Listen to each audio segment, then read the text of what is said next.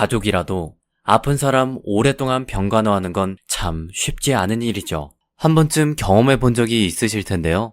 치매는 그 중에서도 가장 가슴 아픈 병입니다. 치매에 걸리신 우리 어머니 아버지도 정말 힘드시지만 진심으로 아끼고 사랑하는 가족이어도 간병하기 쉽지 않은 병이 바로 치매니까요. 통계적으로 85세 이상 인구의 30%는 알츠하이머 치매에 영향을 받고 있다고 합니다. 치매뿐만이 아닙니다. 전 세계적으로 2천만 명 이상이 우울증을 겪고 있고 항우울제 사용은 10년간 무려 3배가 되었습니다. 5살에서 8살 아이의 8.7%는 주의력 결핍 과잉 행동장애인 ADHD라는 데이터도 있는데요. 치매와 우울증, ADHD는 모두 뇌와 관련된 질병이죠. 오늘 영상에서는 우리 뇌를 건강하게 만들 수 있는 구체적인 방법을 소개드리려 합니다. 이번에 소개해드릴 책은 ADHD, 우울증, 치매, 이렇게 고쳐라 입니다. 몸을 바로잡아야 마음을 고칠 수 있다. 몸은 우리의 뇌에 직접적이고 강력한 영향을 미친다. 몸의 영양 상태나 호르몬 불균형, 음식 알레르기, 독소, 그리고 소화, 면역, 신진대사의 불균형은 우리의 기분과 행동, 주의, 태도에 큰 영향을 미친다. 마음이 불안하거나 안절부절하거나 신경 과민일 때, 혹은 두려움을 느끼거나 심지어 공황 발작을 일으키려 할 때 콜라 한 캔이나 머핀 한 조각을 먹었더니 즉시 증상이 호전된 적은 없었는가? 그렇다면 당신은 그때 왜 불안했던 걸까? 바로 혈당 수치가 급격히 떨어졌기 때문이다. 체내 혈당량이 급감하면 우리 몸은 크게 해롭지 않은 자극에조차 생명을 위협하는 비상 상황인 것처럼 반응하도록 프로그램되어 있다. 뇌를 건강하게 보호하는 법. 뇌는 신체 중 가장 예민한 기관으로 외부의 공격에 거의 즉각적으로 반응한다. 그러니 당신의 뇌를 공격하는 일은 그만두라. 사람들은 소파에 앉아 TV를 시청하는 것이 뇌를 손상시킨다는 사실을 알지 못한다. 밤에 잠을 몇 시간 덜 자거나 콜라 한 캔, 스타벅스 그랜드 라떼를 한 잔 마시는 것이 뇌 손상을 일으킨다는 사실도 모른다. 이제 당신의 뇌를 구하라. 무엇이 뇌에 해를 입히고 무엇이 뇌를 살리는지 알아야 한다. 누구나 오늘 당장 식단에서 제거해야 하는 2가지 독소 음식이 있다.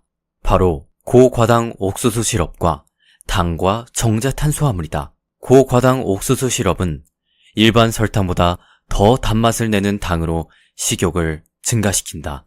따라서 일반 설탕보다 비만 위험도 더 높인다. 또 지속적으로 섭취하게 되며 이에 따라 당뇨나 뇌염증으로 이어지기도 한다.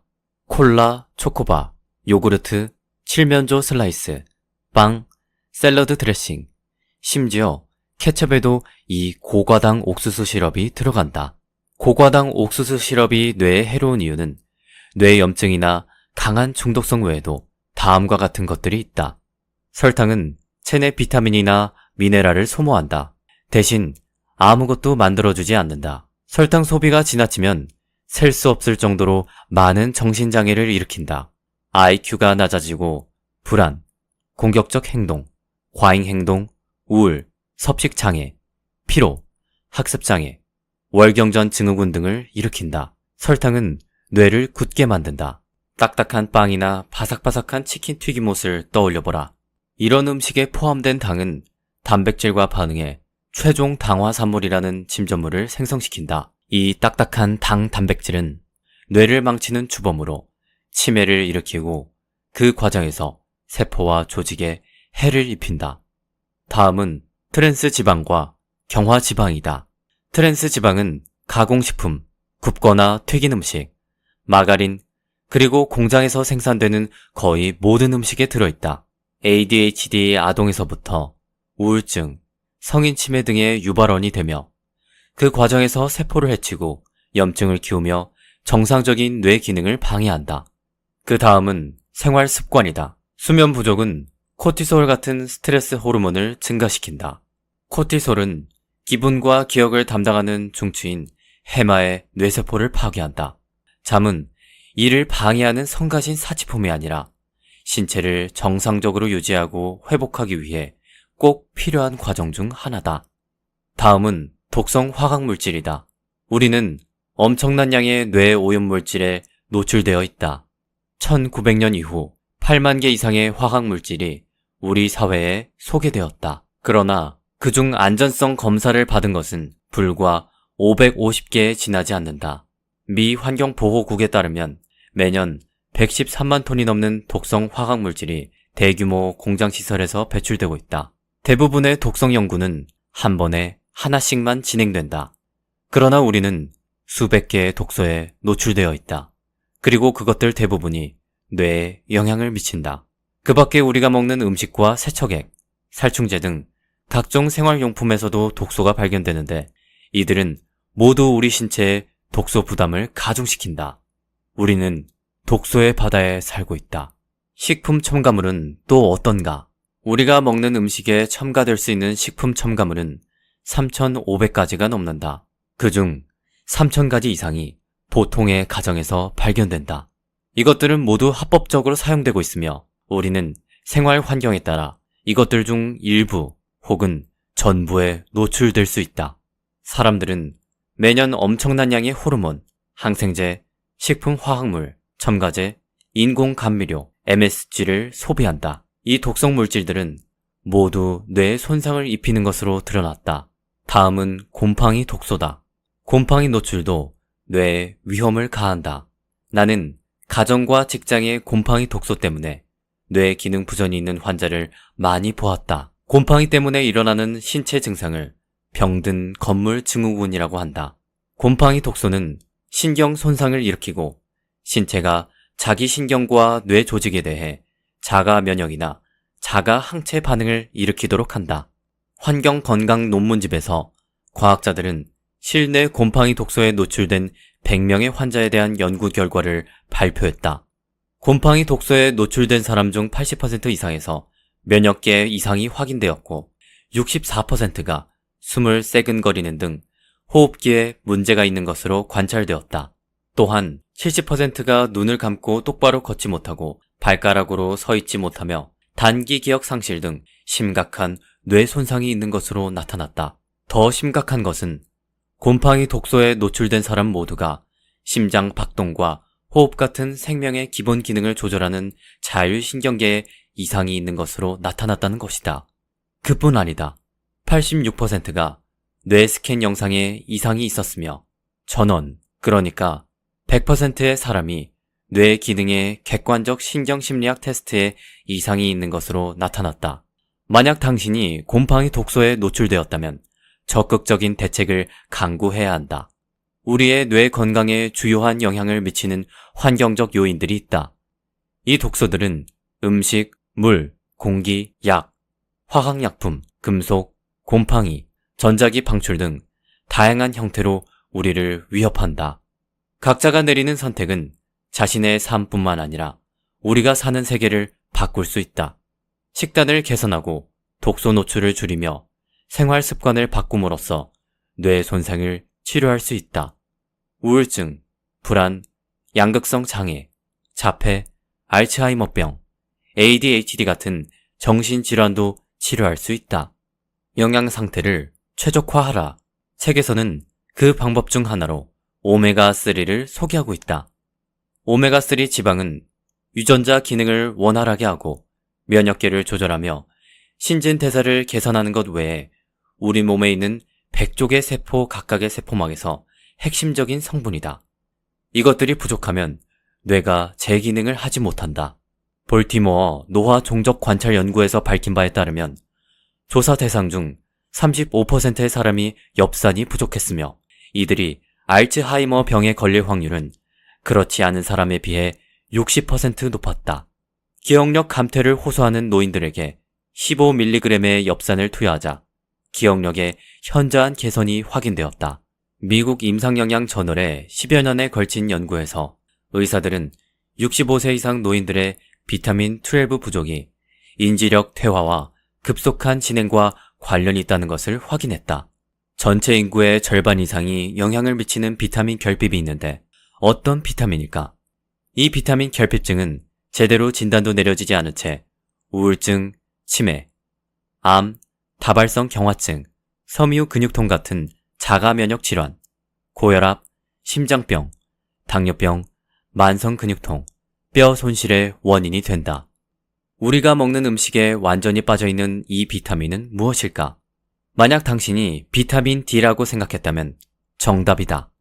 지난 5년간 내 환자들 대부분의 비타민 D 수치를 체크했는데 그 결과에 나는 무척 놀랐다. 거의 모두가 비타민 D 부족이었다. 실제로 이들의 비타민 D 수치를 정상으로 회복시키자 증상이 몰라보게 호전되었다. 모든 영양소가 나름의 역할이 있지만 비타민 D 결핍은 많은 의사와 공중보건 전문가들이 우려하는 주요 증상으로 우울증, 치매, 높은 사망률, 자폐증 등과 관련이 있다. 비타민 D 수치가 가장 낮은 환자들에게 우울증이 더 많았고 치매와 인지 기능의 객관적 테스트에서도 점수가 가장 낮게 나왔다. 태아의 자궁 내 뇌 발달을 연구한 결과 비타민 D 결핍이 신생아의 자폐증과 관련이 있는 것으로 나타났다. 비타민 D는 정상적인 뇌 발달에 반드시 필요하며 자폐증에 흔히 보이는 뇌의 염증을 줄여준다. 우리가 살고 있는 환경도 문제다. 사람들은 이제 고등어, 청어 같은 기름진 생선과 몇 안 되는 천연 비타민 D의 보고인 대구 간류를 먹지 않는다. 그 밖에 햇볕도 중요하다. 사실 비타민 D 필요량의 80에서 100%는 햇볕으로부터 오는데 우리는 대개 실내에서 거주하고 일한다. 다음은 마그네슘이다. 인간의 영양에 필수적인 미네랄은 18개가 넘는다. 이 미네랄들은 비타민과 비슷한 방식으로 작용하며 신체 효소에 작용을 돕는다. 미네랄은 뼈를 만드는데, 혈액세포를 만드는데, 그리고 신경계에 필요하다. 모두 중요하지만 정상적인 뇌 기능에 가장 중요한 몇 가지가 있다. 바로 마그네슘과 아연, 셀레늄이다. 마그네슘이 부족하면 사망률이 2배로 높아진다는 사실은 집중관리의학 저널에서 입원 환자를 대상으로 행한 연구에서 보고되었다. 마그네슘 결핍으로 인한 질병의 종류는 무척 많은데 마그네슘 보충제를 통해 쉽게 치료할 수 있다. 마그네슘 결핍으로 인한 증상은 3,500가지가 넘는다. 그러나 우리는 실제로 마그네슘이 전혀 없는 음식, 그러니까 백색 밀가루, 육류, 유제품 등으로 만들어진 가공식품을 먹고 있다. 더욱이 만성 스트레스에 시달리고 있어서 이것이 마그네슘 수치를 떨어뜨린다. 실제로 코보소에서 시행한 한 연구에서 만성적인 전쟁 스트레스에 시달리는 사람들의 소변을 검사했더니 마그네슘 수치가 크게 떨어져 있었다. 몸속 염증을 제거하라. 염증은 감염, 독소, 외부 물질에 대한 우리 몸의 자연스러운 방어 시스템이다. 외부 위협을 감지하면 우리 몸은 백혈구와 사이토카인이라는 화학 물질을 동원해 침입자에 맞서 싸운다. 이런 점에서 염증이란 좋은 것이다. 그러나 면역계의 자연스러운 균형이 파괴되면 면역계는 만성 경보 상태에 돌입해 우리 몸 전체의 염증에 불을 피운다. 이렇게 되면 원래 자기 몸을 외부 침입자로부터 보호하는 면역계가 자기 신체 조직과 세포를 공격하는 일이 발생한다. 이것은 매우 심각한 문제를 일으킬 수 있다. 이런 문제가 심장에서 발생하면 심장병을, 지방세포에서 일어나면 비만을, 그리고 몸 전체에서 일어나면 암을 일으킨다. 또 눈에서 일어나면 시력 상실을 일으키고 뇌로 번지면 우울, 치매, 자폐, ADHD, 건망증, 기타 무수히 많은 문제를 일으킨다. 이 염증 과정은 염증 질환이 있는 사람뿐만 아니라 건강한 사람이라도 생활 습관이나 환경에 문제가 있다면 일어날 수 있다. 심각한 염증이 뇌 건강에 얼마나 해로운지 이해하기 위해 염증 때문에 일어나는 3가지 질환을 살펴보자. 바로 자폐증과 우울증, 알츠하이머 병이다. 이 질환에서 염증의 역할을 이해하면 뇌 기능의 모든 문제를 지금까지와는 다른 새로운 방식으로 치료하는 기회를 갖게 될 것이다. 염증은 모든 질환에서 관찰되는 발병 요인이지만 특히 뇌와 노화에서 중요한 요인으로 작용한다. 설탕, 트랜스지방, 포화지방산, 스트레스, 운동 부족, 자가면역 질환, 비만, 당뇨, 비타민 결핍, 대장염 등이 치매와 알츠하이머 병 같은 신경퇴행성 질환의 위험을 높인다. 그러나 치매 위험을 낮출 목적으로 항염증제를 복용해서는 안 된다. 항염증제 복용으로 인한 장내 출혈로 매년 10만 명 이상이 병원에 입원하고 그중 1만 6천 명이 사망한다. 알츠하이머병은 생활습관이나 환경적 요인, 유전적 요인이 함께 작용하여 생기는 질환이다. 몸속 독소를 해독하라. 오늘날 음식과 독소는 과거 어느 때보다 중요한 문제로 부각되었다. 19세기 이후 우리의 음식 공급망에 들어온 엄청난 양의 독성 화학물질로 식품의 영양적 가치는 크게 훼손되었다.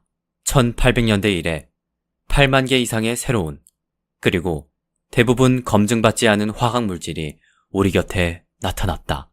이것들은 단지 음식에만 있는 것이 아니다.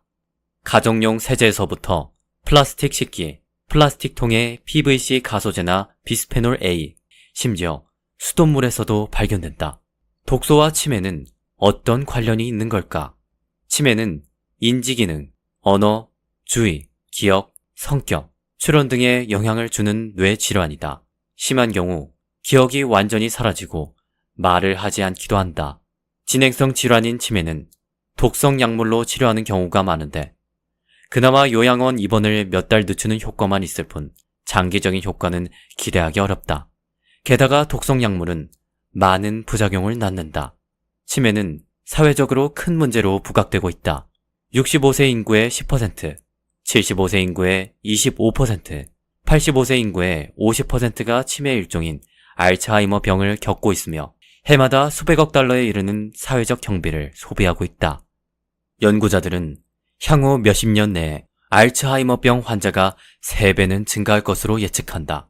알츠하이머병은 사망 원인 중 7위를 기록했다. 개인적인 유전적 특성이 건강 혹은 질병의 중요한 요인이 된다. 유전자의 기능에 영향을 미치는 요인은 매우 많다. 음식, 비타민과 미네랄, 독소, 알레르기 물질, 감염, 스트레스, 수면, 운동처럼 파킨슨 병을 일으키는 독성 화학물질. 파킨슨 병은 사람들이 생각하는 것보다 더 심각한 문제다. 100만 명 이상의 미국인이 파킨슨 병으로 고생하고 있으며 이로 인한 사회적 비용만도 연간 230억 달러에 이른다. 알츠하이머병 다음으로 흔한 신경퇴행성 질환이다. 유전적 요인도 무시할 수 없을 것이다. 하지만 193쌍의 일란성 쌍둥이를 연구한 결과 유전적 요인이 파킨슨병의 주된 요인은 아니라는 사실도 이미 밝혀졌다. 그렇다면 파킨슨병의 원인은 무엇일까? 수년간 나의 비교적 소수의 환자 집단에서도 파킨슨병 환자와 독소 사이의 관련성이 분명하게 드러났다. 파킨슨병에 걸린 네 환자들은 모두가 확실하고 심각한 독소 노출 상태에 있었다. 포도에 고농축 살충제를 뿌리던 어느 포도 농장 주인은 빠르게 진행되는 파킨슨병에 걸려 사망하고 말았다. 51살부터 손떨림이 있었던 어느 여성 환자는 입속에 치아 충전제가 가득했다. 독소에 노출되면 질병의 위험이 높아진다는 연구 결과가 많이 발표되고 있다. 살충제, 주변 농장 폐수가 흘러들어간 우물물, 제초제, 공장, 채석장 등 파킨슨병은 단지 걸음이 느리고 손이 떨리며 표정이 굳어지는 문제만은 아니다. 파킨슨병은 우울증, 치매, 환각, 정신병 등과 함께 온다. 이 모든 것이 또한 독소에 노출되는 것과 관련이 있다. 지금까지의 글은 책 ADHD, 우울증, 치매 이렇게 고쳐라에서 가져왔습니다. 예전에 비해 생활 수준은 나아졌지만 마음이 힘든 사람들은 늘어나고 있는 것처럼 보이는데요. 책에서도 나온 것처럼 요즘에는 10명 중 1명이 항우울제를 먹고 치매 인구도 2050년에는 1600만 명에 이르게 되는 시대입니다. 자폐 아이들도 지난 10년간 11배나 늘었다고 하죠. 왜 이렇게 많은 사람들이 치매와 우울증, 그리고 ADHD로 힘들어하는 것일까요? 저도 가까운 친척이 ADHD로 힘든 유년기를 겪고 있는 걸 보면서 요양병원에서 연세 많은 치매 어르신들을 보면서 어떻게 해야 많은 사람들이 이 병에서 벗어날 수 있을지에 대해 많은 생각을 했던 기억이 났습니다. 그리고 그 근본적인 답은 생활 습관을 고치는 것에서부터 시작한다는 사실을 책을 통해 깨닫게 되었습니다. 전문가들의 상담을 받고 치료를 제때 받는 것도 정말 중요하지만 생활 습관을 고치는 것도 그에 못지않게 중요하다는 사실을 부정하는 사람은 없겠죠. 저자의 말 맞다나 몸과 마음은 연결되어 있습니다. 서로 영향을 주고받을 수밖에 없습니다. 우리 마음을 치유하기 위해선 몸부터 바꿔야 해요. 그리고 그 출발점은 습관을 바꾸는 것에서부터 시작합니다. 시간 관계상 영상에선 몇 가지 파트에 대한 이야기밖에 하지 못했지만 이 분야에서 권위 있는 의사가 쓴 책인 만큼 꼭 구매해 종이책으로 읽어보시길 추천드리고 싶습니다. 가족이라도 아픈 사람 오랫동안 병간호하는 건 참 쉽지 않은 일이죠. 한 번쯤 경험해 본 적이 있으실 텐데요. 치매는 그 중에서도 가장 가슴 아픈 병입니다. 치매에 걸리신 우리 어머니 아버지도 정말 힘드시지만 진심으로 아끼고 사랑하는 가족이어도 간병하기 쉽지 않은 병이 바로 치매니까요. 통계적으로 85세 이상 인구의 30%는 알츠하이머 치매에 영향을 받고 있다고 합니다. 치매뿐만이 아닙니다. 전 세계적으로 2천만 명 이상이 우울증을 겪고 있고 항우울제 사용은 10년간 무려 3배가 되었습니다. 5살에서 8살 아이의 8.7%는 주의력 결핍 과잉 행동 장애인 ADHD라는 데이터도 있는데요. 치매와 우울증, ADHD는 모두 뇌와 관련된 질병이죠. 오늘 영상에서는 우리 뇌를 건강하게 만들 수 있는 구체적인 방법을 소개드리려 합니다. 이번에 소개해드릴 책은 ADHD, 우울증, 치매, 이렇게 고쳐라 입니다. 지은이는 마크 하이먼, 펴낸 곳은 정말 중요한인데요. 저자 소개부터 간단히 드리겠습니다.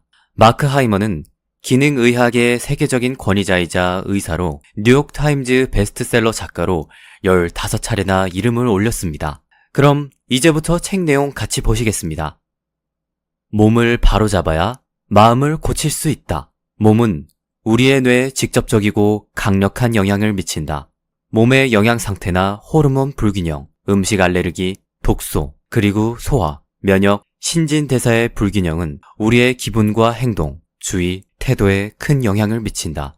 마음이 불안하거나 안절부절하거나 신경 과민일 때, 혹은 두려움을 느끼거나 심지어 공황 발작을 일으키려 할 때 콜라 한 캔이나 머핀 한 조각을 먹었더니 즉시 증상이 호전된 적은 없었는가? 그렇다면 당신은 그때 왜 불안했던 걸까? 바로 혈당 수치가 급격히 떨어졌기 때문이다. 체내 혈당량이 급감하면 우리 몸은 크게 해롭지 않은 자극에조차 생명을 위협하는 비상 상황인 것처럼 반응하도록 프로그램되어 있다. 뇌를 건강하게 보호하는 법. 뇌는 신체 중 가장 예민한 기관으로 외부의 공격에 거의 즉각적으로 반응한다. 그러니 당신의 뇌를 공격하는 일은 그만두라. 사람들은 소파에 앉아 TV를 시청하는 것이 뇌를 손상시킨다는 사실을 알지 못한다. 밤에 잠을 몇 시간 덜 자거나 콜라 한 캔, 스타벅스 그랜드 라떼를 한 잔 마시는 것이 뇌 손상을 일으킨다는 사실도 모른다. 이제 당신의 뇌를 구하라. 무엇이 뇌에 해를 입히고 무엇이 뇌를 살리는지 알아야 한다. 누구나 오늘 당장 식단에서 제거해야 하는 2가지 독소 음식이 있다. 바로 고과당 옥수수 시럽과 당과 정제 탄수화물이다. 고과당 옥수수 시럽은 일반 설탕보다 더 단맛을 내는 당으로 식욕을 증가시킨다. 따라서 일반 설탕보다 비만 위험도 더 높인다. 또 지속적으로 섭취하게 되며 이에 따라 당뇨나 뇌염증으로 이어지기도 한다. 콜라, 초코바, 요구르트, 칠면조 슬라이스, 빵, 샐러드 드레싱, 심지어 케첩에도 이 고과당 옥수수 시럽이 들어간다. 고과당 옥수수 시럽이 뇌에 해로운 이유는 뇌염증이나 강한 중독성 외에도 다음과 같은 것들이 있다. 설탕은 체내 비타민이나 미네랄을 소모한다. 대신 아무것도 만들어주지 않는다. 설탕 소비가 지나치면 셀 수 없을 정도로 많은 정신장애를 일으킨다. IQ가 낮아지고 불안, 공격적 행동, 과잉 행동, 우울, 섭식장애, 피로, 학습장애, 월경전 증후군 등을 일으킨다. 설탕은 뇌를 굳게 만든다. 딱딱한 빵이나 바삭바삭한 치킨 튀김옷을 떠올려보라. 이런 음식에 포함된 당은 단백질과 반응해 최종 당화산물이라는 침전물을 생성시킨다. 이 딱딱한 당 단백질은 뇌를 망치는 주범으로 치매를 일으키고 그 과정에서 세포와 조직에 해를 입힌다. 다음은 트랜스 지방과 경화 지방이다. 트랜스 지방은 가공식품, 굽거나 튀긴 음식, 마가린, 그리고 공장에서 생산되는 거의 모든 음식에 들어있다. ADHD 아동에서부터 우울증, 성인 치매 등의 유발원이 되며 그 과정에서 세포를 해치고 염증을 키우며 정상적인 뇌 기능을 방해한다. 그 다음은 생활 습관이다. 수면 부족은 코티솔 같은 스트레스 호르몬을 증가시킨다. 코티솔은 기분과 기억을 담당하는 중추인 해마의 뇌세포를 파괴한다. 잠은 이를 방해하는 성가신 사치품이 아니라 신체를 정상적으로 유지하고 회복하기 위해 꼭 필요한 과정 중 하나다. 다음은 독성 화학물질이다. 우리는 엄청난 양의 뇌 오염물질에 노출되어 있다. 1900년 이후 8만 개 이상의 화학물질이 우리 사회에 소개되었다. 그러나 그중 안전성 검사를 받은 것은 불과 550개에 지나지 않는다. 미 환경보호국에 따르면 매년 113만 톤이 넘는 독성 화학물질이 대규모 공장시설에서 배출되고 있다. 대부분의 독성 연구는 한 번에 하나씩만 진행된다. 그러나 우리는 수백 개의 독소에 노출되어 있다. 그리고 그것들 대부분이 뇌에 영향을 미친다. 그 밖에 우리가 먹는 음식과 세척액, 살충제 등 각종 생활용품에서도 독소가 발견되는데 이들은 모두 우리 신체에 독소 부담을 가중시킨다. 우리는 독소의 바다에 살고 있다. 식품 첨가물은 또 어떤가? 우리가 먹는 음식에 첨가될 수 있는 식품 첨가물은 3,500가지가 넘는다. 그중 3,000가지 이상이 보통의 가정에서 발견된다. 이것들은 모두 합법적으로 사용되고 있으며 우리는 생활 환경에 따라 이것들 중 일부 혹은 전부에 노출될 수 있다. 사람들은 매년 엄청난 양의 호르몬, 항생제, 식품 화학물, 첨가제, 인공 감미료, MSG를 소비한다. 이 독성 물질들은 모두 뇌에 손상을 입히는 것으로 드러났다. 다음은 곰팡이 독소다. 곰팡이 노출도 뇌에 위험을 가한다. 나는 가정과 직장의 곰팡이 독소 때문에 뇌 기능 부전이 있는 환자를 많이 보았다. 곰팡이 때문에 일어나는 신체 증상을 병든 건물 증후군이라고 한다. 곰팡이 독소는 신경 손상을 일으키고 신체가 자기 신경과 뇌 조직에 대해 자가 면역이나 자가 항체 반응을 일으키도록 한다. 환경 건강 논문집에서 과학자들은 실내 곰팡이 독소에 노출된 100명의 환자에 대한 연구 결과를 발표했다. 곰팡이 독소에 노출된 사람 중 80% 이상에서 면역계 이상이 확인되었고 64%가 숨을 새근거리는 등 호흡기에 문제가 있는 것으로 관찰되었다. 또한 70%가 눈을 감고 똑바로 걷지 못하고 발가락으로 서 있지 못하며 단기 기억 상실 등 심각한 뇌 손상이 있는 것으로 나타났다. 더 심각한 것은 곰팡이 독소에 노출된 사람 모두가 심장 박동과 호흡 같은 생명의 기본 기능을 조절하는 자율신경계에 이상이 있는 것으로 나타났다는 것이다. 그뿐 아니다. 86%가 뇌 스캔 영상에 이상이 있었으며 전원, 그러니까 100%의 사람이 뇌 기능의 객관적 신경심리학 테스트에 이상이 있는 것으로 나타났다. 만약 당신이 곰팡이 독소에 노출되었다면 적극적인 대책을 강구해야 한다. 우리의 뇌 건강에 주요한 영향을 미치는 환경적 요인들이 있다. 이 독소들은 음식, 물, 공기, 약, 화학약품, 금속, 곰팡이, 전자기 방출 등 다양한 형태로 우리를 위협한다. 각자가 내리는 선택은 자신의 삶뿐만 아니라 우리가 사는 세계를 바꿀 수 있다. 식단을 개선하고 독소 노출을 줄이며 생활 습관을 바꿈으로써 뇌 손상을 치료할 수 있다. 우울증, 불안, 양극성 장애, 자폐, 알츠하이머병, ADHD 같은 정신질환도 치료할 수 있다. 영양 상태를 최적화하라. 책에서는 그 방법 중 하나로 오메가3를 소개하고 있다. 오메가3 지방은 유전자 기능을 원활하게 하고 면역계를 조절하며 신진대사를 개선하는 것 외에 우리 몸에 있는 100쪽의 세포 각각의 세포막에서 핵심적인 성분이다. 이것들이 부족하면 뇌가 제 기능을 하지 못한다.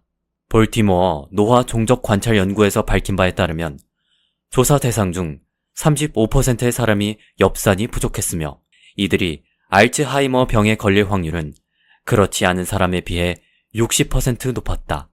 기억력 감퇴를 호소하는 노인들에게 15mg의 엽산을 투여하자 기억력의 현저한 개선이 확인되었다. 미국 임상영양 저널의 10여 년에 걸친 연구에서 의사들은 65세 이상 노인들의 비타민 12 부족이 인지력 퇴화와 급속한 진행과 관련이 있다는 것을 확인했다.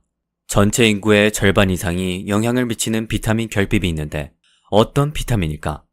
이 비타민 결핍증은 제대로 진단도 내려지지 않은 채 우울증, 치매, 암, 다발성 경화증, 섬유 근육통 같은 자가 면역 질환, 고혈압, 심장병, 당뇨병, 만성 근육통, 뼈 손실의 원인이 된다. 우리가 먹는 음식에 완전히 빠져있는 이 비타민은 무엇일까? 만약 당신이 비타민 D라고 생각했다면 정답이다. 지난 5년간 내 환자들 대부분의 비타민 D 수치를 체크했는데 그 결과에 나는 무척 놀랐다. 거의 모두가 비타민 D 부족이었다. 실제로 이들의 비타민 D 수치를 정상으로 회복시키자 증상이 몰라보게 호전되었다.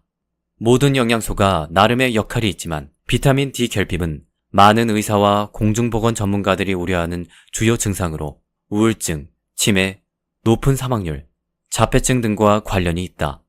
비타민 D 수치가 가장 낮은 환자들에게 우울증이 더 많았고 치매와 인지 기능의 객관적 테스트에서도 점수가 가장 낮게 나왔다. 태아의 자궁 내 뇌 발달을 연구한 결과 비타민 D 결핍이 신생아의 자폐증과 관련이 있는 것으로 나타났다. 비타민 D는 정상적인 뇌 발달에 반드시 필요하며 자폐증에 흔히 보이는 뇌의 염증을 줄여준다. 우리가 살고 있는 환경도 문제다. 사람들은 이제 고등어, 청어 같은 기름진 생선과 몇 안 되는 천연 비타민 D의 보고인 대구 간류를 먹지 않는다. 그 밖에 햇볕도 중요하다. 사실 비타민 D 필요량의 80에서 100%는 햇볕으로부터 오는데 우리는 대개 실내에서 거주하고 일한다. 다음은 마그네슘이다. 인간의 영양에 필수적인 미네랄은 18개가 넘는다. 이 미네랄들은 비타민과 비슷한 방식으로 작용하며 신체 효소에 작용을 돕는다. 미네랄은 뼈를 만드는데, 혈액세포를 만드는데, 그리고 신경계에 필요하다. 모두 중요하지만 정상적인 뇌 기능에 가장 중요한 몇 가지가 있다. 바로 마그네슘과 아연, 셀레늄이다. 마그네슘이 부족하면 사망률이 2배로 높아진다는 사실은 집중관리의학 저널에서 입원 환자를 대상으로 행한 연구에서 보고되었다. 마그네슘 결핍으로 인한 질병의 종류는 무척 많은데 마그네슘 보충제를 통해 쉽게 치료할 수 있다. 마그네슘 결핍으로 인한 증상은 3,500가지가 넘는다. 그러나 우리는 실제로 마그네슘이 전혀 없는 음식, 그러니까 백색 밀가루, 육류, 유제품 등으로 만들어진 가공식품을 먹고 있다. 더욱이 만성 스트레스에 시달리고 있어서 이것이 마그네슘 수치를 떨어뜨린다. 실제로 코보소에서 시행한 한 연구에서 만성적인 전쟁 스트레스에 시달리는 사람들의 소변을 검사했더니 마그네슘 수치가 크게 떨어져 있었다. 몸속 염증을 제거하라. 염증은 감염, 독소, 외부 물질에 대한 우리 몸의 자연스러운 방어 시스템이다. 외부 위협을 감지하면 우리 몸은 백혈구와 사이토카인이라는 화학 물질을 동원해 침입자에 맞서 싸운다. 이런 점에서 염증이란 좋은 것이다. 그러나 면역계의 자연스러운 균형이 파괴되면 면역계는 만성 경보 상태에 돌입해 우리 몸 전체의 염증에 불을 피운다. 이렇게 되면 원래 자기 몸을 외부 침입자로부터 보호하는 면역계가 자기 신체 조직과 세포를 공격하는 일이 발생한다. 이것은 매우 심각한 문제를 일으킬 수 있다. 이런 문제가 심장에서 발생하면 심장병을, 지방세포에서 일어나면 비만을, 그리고 몸 전체에서 일어나면 암을 일으킨다. 또 눈에서 일어나면 시력 상실을 일으키고 뇌로 번지면 우울, 치매, 자폐, ADHD, 건망증, 기타 무수히 많은 문제를 일으킨다. 이 염증 과정은 염증 질환이 있는 사람뿐만 아니라 건강한 사람이라도 생활 습관이나 환경에 문제가 있다면 일어날 수 있다. 심각한 염증이 뇌 건강에 얼마나 해로운지 이해하기 위해 염증 때문에 일어나는 3가지 질환을 살펴보자. 바로 자폐증과 우울증, 알츠하이머 병이다. 이 질환에서 염증의 역할을 이해하면 뇌 기능의 모든 문제를 지금까지와는 다른 새로운 방식으로 치료하는 기회를 갖게 될 것이다. 염증은 모든 질환에서 관찰되는 발병 요인이지만 특히 뇌와 노화에서 중요한 요인으로 작용한다. 설탕, 트랜스지방, 포화지방산, 스트레스, 운동 부족, 자가면역 질환, 비만, 당뇨, 비타민 결핍, 대장염 등이 치매와 알츠하이머 병 같은 신경퇴행성 질환의 위험을 높인다. 그러나 치매 위험을 낮출 목적으로 항염증제를 복용해서는 안 된다. 항염증제 복용으로 인한 장내출혈로 매년 10만 명 이상이 병원에 입원하고 그중 1만 6천 명이 사망한다. 알츠하이머병은 생활습관이나 환경적 요인, 유전적 요인이 함께 작용하여 생기는 질환이다. 몸속 독소를 해독하라. 오늘날 음식과 독소는 과거 어느 때보다 중요한 문제로 부각되었다. 19세기 이후 우리의 음식 공급망에 들어온 엄청난 양의 독성 화학물질로 식품의 영양적 가치는 크게 훼손되었다. 1800년대 이래 8만 개 이상의 새로운, 그리고 대부분 검증받지 않은 화학물질이 우리 곁에 나타났다. 이것들은 단지 음식에만 있는 것이 아니다. 가정용 세제에서부터 플라스틱 식기, 플라스틱 통의 PVC 가소제나 비스페놀 A, 심지어 수돗물에서도 발견된다. 독소와 치매는 어떤 관련이 있는 걸까? 치매는 인지기능, 언어, 주의, 기억, 성격, 출현 등에 영향을 주는 뇌 질환이다. 심한 경우 기억이 완전히 사라지고 말을 하지 않기도 한다. 진행성 질환인 치매는 독성 약물로 치료하는 경우가 많은데 그나마 요양원 입원을 몇 달 늦추는 효과만 있을 뿐 장기적인 효과는 기대하기 어렵다. 게다가 독성 약물은 많은 부작용을 낳는다. 치매는 사회적으로 큰 문제로 부각되고 있다. 65세 인구의 10%, 75세 인구의 25%, 85세 인구의 50%가 치매 일종인 알츠하이머 병을 겪고 있으며 해마다 수백억 달러에 이르는 사회적 경비를 소비하고 있다. 연구자들은 향후 몇십 년 내에 알츠하이머병 환자가 3배는 증가할 것으로 예측한다. 알츠하이머병은 사망 원인 중 7위를 기록했다. 개인적인 유전적 특성이 건강 혹은 질병의 중요한 요인이 된다.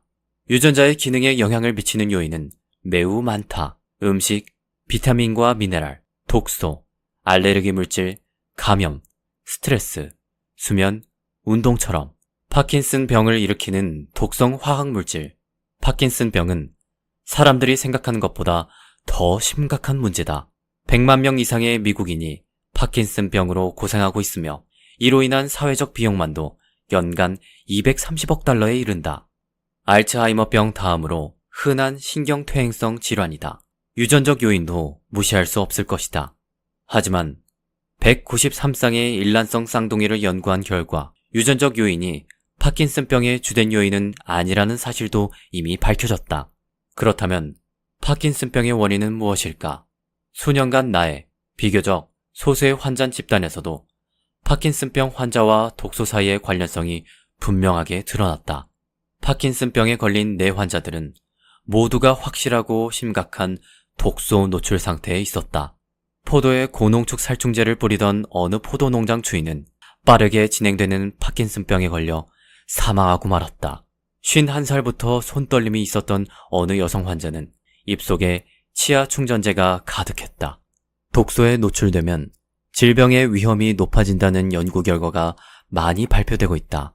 살충제, 주변 농장 폐수가 흘러들어간 우물물, 제초제, 공장, 채석장 등 파킨슨병은 단지 걸음이 느리고 손이 떨리며 표정이 굳어지는 문제만은 아니다. 파킨슨병은 우울증, 치매, 환각, 정신병 등과 함께 온다. 이 모든 것이 또한 독소에 노출되는 것과 관련이 있다.